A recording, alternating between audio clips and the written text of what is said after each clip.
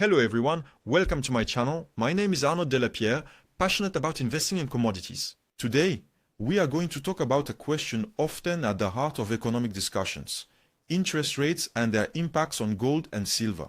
I plan to show you how these metals react when central banks adjust their rates, considering historical trends and the current volatility and reality. I will adopt a clear and direct tone so that you can grasp the main points without "stay with me" to enjoy a detailed and concrete analysis. For centuries, gold and silver have served as a safe haven for civilizations. Gold, a symbol of wealth and stability, was often tied to currencies, while silver was used for daily trade. Over time, these precious metals have maintained a strong allure for both states and individuals, precisely due to their rarity and utility. When an economic climate becomes, let's say, uncertain, many turn to them to protect their capital. I think understanding this historical heritage allows us to grasp their reaction when interest rates change, as investors are always looking for a solid investment in times of doubt. The evolution of interest rates results from the monetary policies of central banks, which adjust these rates to control inflation and support growth. When inflation threatens, rates may rise to limit the money supply and slow down activity. On the other hand, during a slowdown, lowering rates encourages borrowing and stimulates the economy. These decisions, of course, have repercussions on all financial markets, including the precious metals market. Investors monitor these announcements because a rapid rise or fall can influence the opportunity cost of holding gold or silver and change capital allocation strategy. Speaking of strategy, I would like to introduce you to the Notrade app, available on iOS and Android. Yes, free of charge. It is free, I repeat. It is, once again, I repeat, completely free and provides trading signals for stocks and cryptos. Many traders appreciate its smooth interface and technical analysis. It is a really useful tool for those who want to track market trends without wasting a crazy amount of time staring at charts. Notrade offers clear alerts and a super simple dashboard to use. If you are looking for an ally to spot the right entry and exit points, it is an app to have in your arsenal. Let's get back to the subject.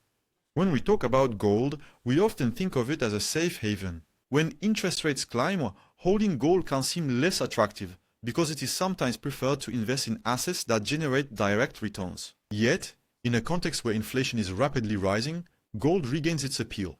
Investors then use it to protect against the risk of monetary devaluation.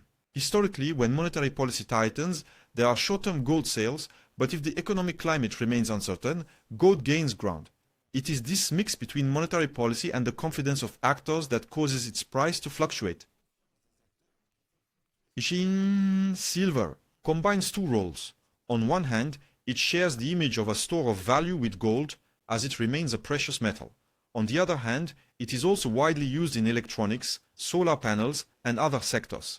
This specificity means its price depends both on the economic climate and on industrial demand. When interest rates rise, weaker industrial activity can reduce silver consumption, while a decrease in rates favors projects and stimulates demand. The interaction between these uses and monetary policies gives it a sometimes different behavior from gold. If we take a look at economic history, we see that interest rate hikes have sometimes coincided with austerity policies that impacted precious metals. For example, in the 1980s, the American Federal Reserve made significant increases to counter inflation, and this tempered enthusiasm for gold and silver. However, as soon as markets anticipate a slowdown or more flexible monetary policy, these metals can experience a resurgence. We realize that their popularity fluctuates according to economic outlooks and the reactions of major financial organizations to inflationary threats. Another interesting aspect concerns the gold-silver ratio, which allows for a comparison of the relative strength of these two metals. When interest rates rise, a divergence in fluctuations can be observed. Sometimes gold holds up better, as it is seen as a more stable asset, while silver can be more subject, I would say, to the mood of the markets. However, during a period of economic recovery, silver, having an industrial use, can catch up or even surpass gold if demand remains steady. Observing this ratio is not a magic indicator. but I think it helps to understand the dynamics of the market and precious metals in general. The strength of the American dollar, obviously, we must talk about it. It is a determining factor for the price of gold and silver, as they are quoted in greenbacks on the international scene.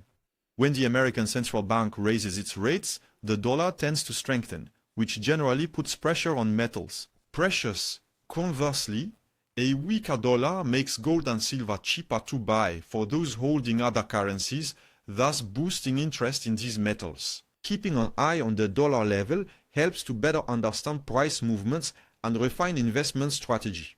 Sometimes a rapid rise in interest rates leads some investors to sell their precious metals to take advantage of returns offered by bond assets, for example. This decision can cause a sudden drop in gold and silver, especially, I want to say, in the short term. Nevertheless, over a long period, precious metals retain, often, a unique appeal.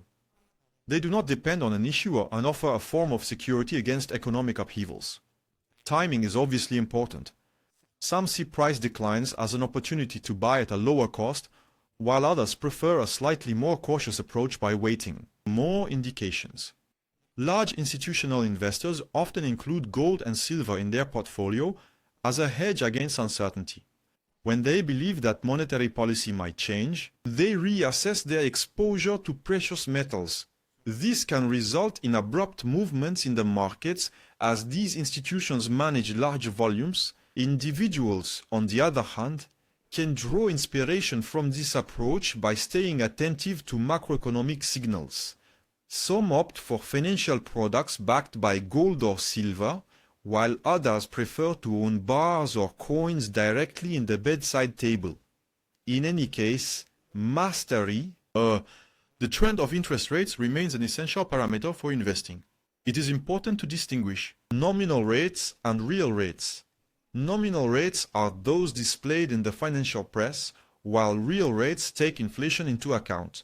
If inflation rises faster than nominal rates, real rates become negative. In this context, holding cash can lead to a loss of purchasing power, pushing some towards gold and silver. Conversely, when real rates are high, holding precious metals may seem less attractive because these assets do not pay interest. That's why monitoring inflation and real rates proves very useful for refining decisions. To bring all these points together, nothing beats a comprehensive view that incorporates monetary policy, economic trends, and market psychology. The idea is to know if interest rates, inflation, and the economic situation argue for or against a rise in precious metals. It's no more complicated than that. Experienced traders and investors often cross-check several indicators. Yield curve, inflation figures, central bank policy, dollar trends, etc., etc. This method requires a bit of practice, but it can really pay off in the long term. However, be cautious of the pitfalls. A sudden rise in rates can trigger massive sales of gold and silver, leading to extreme volatility. Some beginners are caught off guard by these fluctuations and sell at the wrong time, missing the eventual recovery. There are also overbought phases where euphoria rises too quickly and drives prices up excessively. In this case, if the central bank tightens its policy, a sometimes violent correction occurs. The important thing is to maintain a disciplined approach, always rely on reliable data, and not give in to the market's emotional movements. Well, that concludes our discussion on the impact of interest rates on gold and silver. I hope this presentation has given you a better understanding of the mechanics that influence these two metals, from the role of central banks to the dynamics of the dollar and the behavior of major players. As always, the key lies in observation and the patient observation of economic signals and rate variations. If you enjoyed this content, consider subscribing to the channel and liking the video to continue receiving in-depth analysis specialized in commodities. Thank you for watching until the end, and see you soon for more exciting topics.